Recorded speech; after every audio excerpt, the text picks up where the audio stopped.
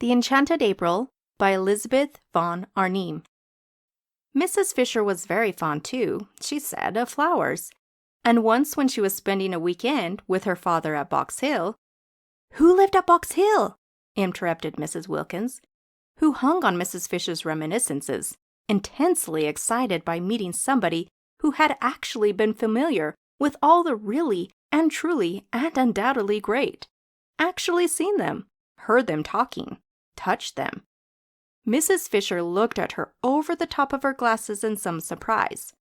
Mrs. Wilkins, in her eagerness to tear the heart out quickly of Mrs. Fisher's reminiscences, afraid that at any moment Mrs. Arbuthnot would take her away and she would have heard half, had already interrupted several times with questions which appeared ignorant to Mrs. Fisher.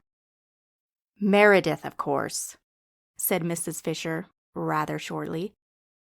"I remember a particular weekend," she continued. "My father often took me, but I always remember this weekend particularly." "Did you know Keats?" eagerly interrupted Mrs. Wilkins. Mrs. Fisher, after a pause, said with sub-acid reserve that she had been unacquainted with both Keats and Shakespeare. "Oh, of course! How ridiculous of me!" cried Mrs. Wilkins, flushing scarlet. 5 Children and It by Edith Nesbit. They dug carefully, and presently everyone could see that there really was something moving in the bottom of the Australian hole.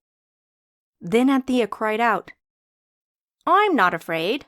Let me dig," and fell on her knees and began to scratch, like a dog does, when he has suddenly remembered where it was that he buried his bone. "Oh, I felt fur!" she cried, half laughing and half crying. "I did indeed! I did!" When suddenly a dry, husky voice in the sand made them all jump back, and their hearts jumped nearly as fast as they did. "Let me alone," it said, and now everyone heard the voice, and looked at the others to see if they had heard it too. "But we want to see you," said Robert bravely. "I wish you would come out," said Anthea, also talking courage.